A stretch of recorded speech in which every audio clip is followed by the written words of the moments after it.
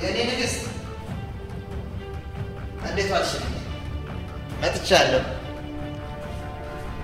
አንተ ማትረባ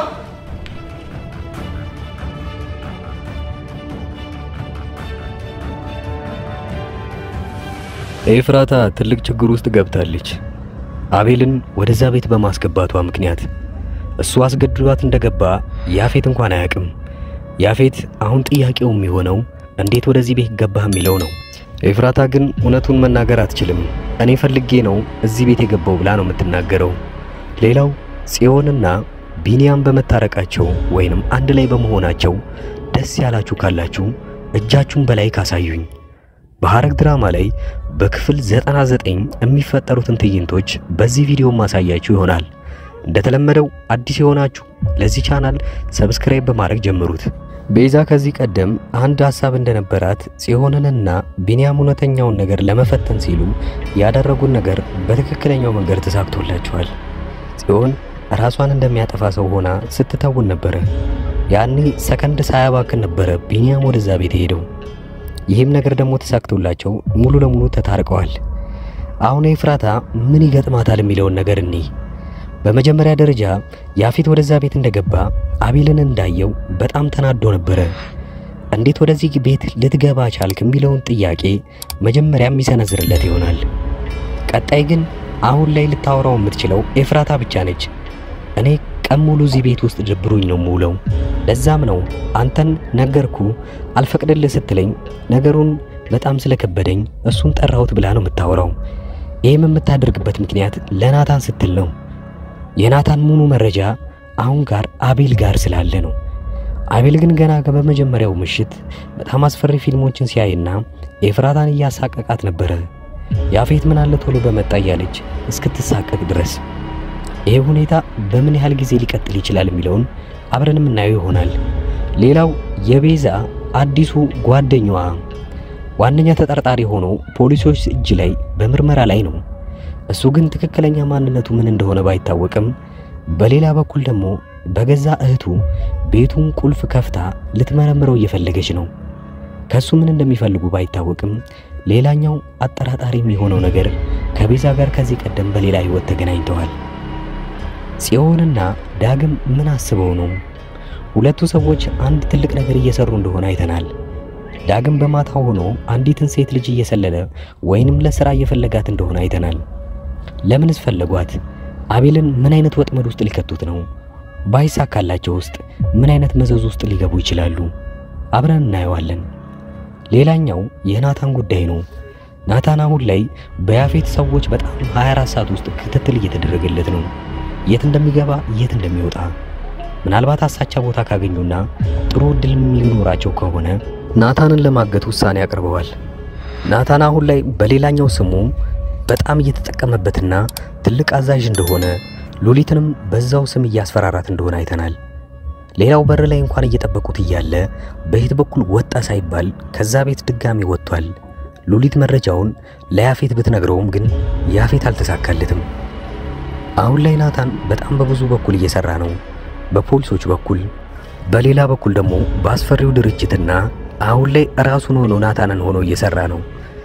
በየትኛውም ይሁን በየትኛው ብቻ እሱ ተሳክቶለት በቃ መጥፎ የሚባሉትን ሰዎች ከራዩ ላይ አስወድቆ ሰላማዊ ህይወት የሚኖርበትን ጊዜ እየተጠባበቀ ነው። ኤፍራታም እንደዛው የራሷን አግባቦችን የምትላቸውን ነገሮች እያደረገች ነው። ያፌትንም በዛው ጭምር አሁን ላይ ድረስ ሳይታወቅባትና ምንም አይነት ጥርጣሬ ሳይደርስበት እሷ የራሷን ስራ ለመስራት እየሞከረች ነው። ብዙም አልቻለችበትም። ግን ይሄን የተባለበት ምክንያት ያፌት በድብቅ እየሰለላት ያለውን ኤፍራታን አላወቀችም። ኤፍራታ ግን ብዙ ጥርጣሬ ሊያደርስበት የሚችሉትን ነገሮች አድርጋለች። ለዛም ነው ያፌት ከዛ በኋላ እሷን ጠርጥሮ ብዙ ነገሮችን ለመሰለል የሞከረው። ወዲያውኑ አልነገራትም። በድብቅም ምንም የሰለላት ነገር የለም። ነገር ግን ምን የምታመጣ ይሆናል ብሎ አሁን ድረስ አብሯት እያየ ነው። አቤልም በራሱ በኩል በጣም አስፈሪ ሁኔታ ላይ እንዳለ አውቃችኋል። ብዙዎቻችሁ እንደውም ስለ አቤል የተናገራችሁት ነገር አለ። ለድራማው አይመጥንም፣ በጣም አውሬ ሆኖ ነው እየሰራ ያለው፣ ባህሪው እንኳን ደስ አይልም ብላችኋል። ይሄ ነገር ምን ያህል ጊዜ እንደሚቀጥል ባይታወቅም ግን አቤል አሁንም ድረስ አስፈሪ ሆኖ ድራማው ላይ እየቀጠለ ያለ ሰው ነው።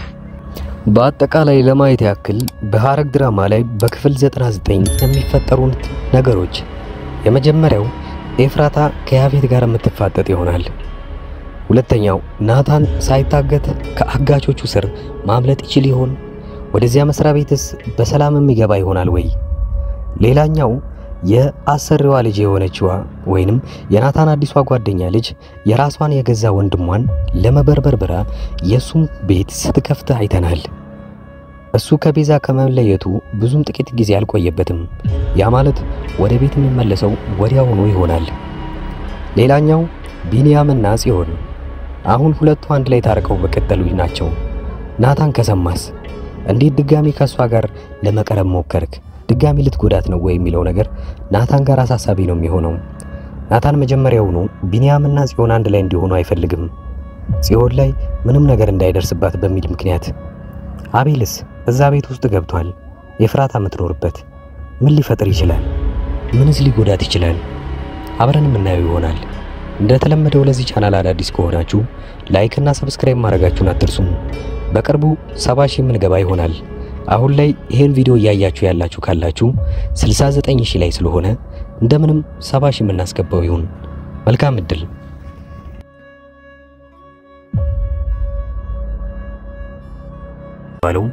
ብዙዎቹ ሰዎች የሚሰሩበትን ተከታታይ ድራማ ክፍል 1ን ሪቪው ከዚህ በኋላ አብረን እናየዋለን። ከወደዳችሁት ሙሉ ክፍሉን ኮሜንት ላይ ስለማስቀምጥላችሁ በዚሁ ቪዲዮ የምታዩት ይሆናል። መልካም ጊዜ። ውድ የአዳዲስ ቲቪ ተከታታዮች እንኳን ደህና መጣችሁ። ወደዚህ ቻናል ከመጣችሁ እናንተ ተከታታይ ድራማ ይመቻችኋል ማለት ነው። ከተከታታይ ድራማ ውስጥ ኢትዮጵያ ውስጥ ሆኖ አሁን ላይ በጣም አሪፍ እይታ ያላቸውና አሪፍ ተቀባይነት ያላቸው ድራማዎች አራቱን ልንገራችሁ። የመጀመሪያው ጽናት ነው። ሁለተኛው ሐረግ፣ ዮአዳን እና ክህደት ናቸው። የነዚህን ተከታታይ ድራማዎች ካልጀመራችሁ እኔ አጠር ያለች ማብራሪያ ስለነሱ ሰጥቻችሁ ደስ ያላችሁን ድራማ እናንተ ትጀምሩታላችሁ። የመጀመሪያው ጽናት ድራማ ብዙዎቻችሁ የምትወዱት ይሆናል። ምክንያቱም ምናልባት ከአረብ ሀገር ሆናችሁ የምታዩ ሰዎች ካላችሁ ይሄ ድራማ ለእናንተ ነው። ጽናት ከሀገር ቤት ወደ ከተማ ትመጣና ወደ ውጪ እስክትሄድ ድረስ አንድ ቤት ውስጥ ተቀጥራ እየሰራች ነው። ታዲያ የቀጠረው ቀኗን ወይንም የበረራ ቀኗን እየጠበቀችና ብዙ ክፍያ ካደረገች በኋላ ያን ስትጠባበቅ እዛ ሰራተኝነት የተቀጠረችበት ቤት ውስጥ እየሰራች እያለ አንድ ትልቅ ነገር ይፈጠራል። ከአሰሪው ልጅ ጋር ግንኙነት ትጀምርና ብዙም ሳይቆይ ነገሮች ይበላሻሉ። በዚሁ ላይ የሚያጠነጥን ፊልም ነው። ሁለተኛው ሐረግ ድራማ ላይ ሁለት በትንንሽነታቸው የሚታወቁ በአባት አንድ የሆኑ ወንድማማቾች ነገር ግን ካደጉ በኋላ በጣም ትልቅ ጠላት ሆነው እዛ ላይ የምናየውን ነገር አብረን እናያለን። ፍቅረኛ ይነጣጠቃሉ፣ ንብረት ይነጣጠቃሉ፣ ነገር ግን ወንድማማቾች እንደሆኑ አያውቁም። ሐረግ ድራማ እዚህ ነገር ላይ ነው የሚያጠነጥነው። ዮአዳን አንዲት ምስኪን ሴት በባህል ሀብቶችና በትልልቅ ሰዎች የሷ የሆነን ነገር ለመንጠቅ ሲሞክሩና እሷ ግን ብልጠትነቷን ከነሱ በላይ የምታሳየው ፊልምና ብዙ ታሪኮች ያሉበት አሪፍ ድራማ ነው። ሌላኛው ክህደት ነው። ክህደት የሚለው ፊልም አሁን ላይ በጣም አሪፍ እየታየ ያለ ነው። ክህደት አንድ ጓደኛውን በጣም የሚወዱት ሁለት ጓደኞች አሏቸው። ታዲያ በዚህ ጊዜ ጓደኛው የልቤ ጓደኛ ናቸው ብሎ ለነሱም ማያረገው ነገር የለም። ብዙ ነገር አድርጎላቸዋል። ነገር ግን ትንሽ እንደቆየ ይታመምና በጣም እርዳታ ሲፈልግ ከጓደኞቹ የሚጠብቀውን እርዳታ ሳያገኝ ይቀርና ይልቁኑ በዛኑ ልክ ይጠቀሙበታል። ይሄኔ ታዲያ እሱ ካወቀ በኋላ ምንን ማድረግ እንዳለበትና እንዴት ከነዚህ ጓደኞች ሊበቀል እንደሚችል የሚያሳይ አሪፍ ፊልም ነው። አሪፍ ጥራትና አሪፍ ኳሊቲ ተደርጎበት ካራክተሮችም በጣም አሪፍ የሆኑና የሚያጓጓ ፊልም ሐረግና ክህደት ናቸው። ሁለቱ ፊልሞች ምንም አይነት ንዝናዜ ምናምን ሳይበዛባቸው ወሬም ሳይኖራቸው ቀጥታ ምንም አይናችሁን ሳትነቅሉ የምታዩት ፊልም ነው። ሌላኛው ጽናት የሚለው ፊልም ታሪኩ አሪፍ ሆኖ ነገር ግን ብዙ ወሬዎች ስለሚበዙበት ምናልባት ፊልሙ ሊሰለቻችሁ ይችላል። ነገር ግን ፊልሙ እንደዛ የሚሰለቻችሁ ከሆነ እኔ በየጊዜው የእያንዳንዱን ክፍሎች እንደዚሁ አይነት በትረካ መልክና እናንተን ለጥያቄ ያተሳተፈ ለመልስም አስተያየት እንደሰጡበት አድርጌ አንዳንድ ቪዲዮ ለእያንዳንዱ ክፍል እሰራለሁ። የዋዳን ድራማ ብዙ ሰዎቹ ስትጀምሩት በጣም አሪፍ ድራማ ነበረ። እስከ ክፍል 40 እና እስከ ክፍል 45 ያለውን ድረስ ብዙዎቻችሁ በጣም አሪፍ አድርጋችሁ ስታዩት ነበረ። ከክፍል 45 በኋላ የዳይሬክተሩ አቅጣጫ ፊልሙን ስለቀየረው ብዙዎቻችሁ ጠልታችሁትና የጥንቆላ ስነ ስርዓትን እያስገባችሁበት እኛ ከዚህ ምን መማር አለብን የሚለውን ካያችሁ በኋላ ለተከታታይ 2 ሳምንታት ፊልሙ ሳይለቀቅ ስለቆየ ረስተውት በዛው ትታችሁት ነበረ። ነገር ግን አሁን ተመልሳችሁ እንድታዩበት እምመክራችሁ አንድ ነገር አለ። የዋዳን ድራማ ላይ አሁን የዋዳንና ሳሚ ፍቅረኛሞች ሆነዋል። እዛ ቤት ውስጥ ያለ ወላጅ እየኖሩ ነው ያሉት። ምን ሊያጠፉ ይችላሉ፣ ምን ሊደረግ ይችላል የሚለውን አብረን የምናየው ይሆናል።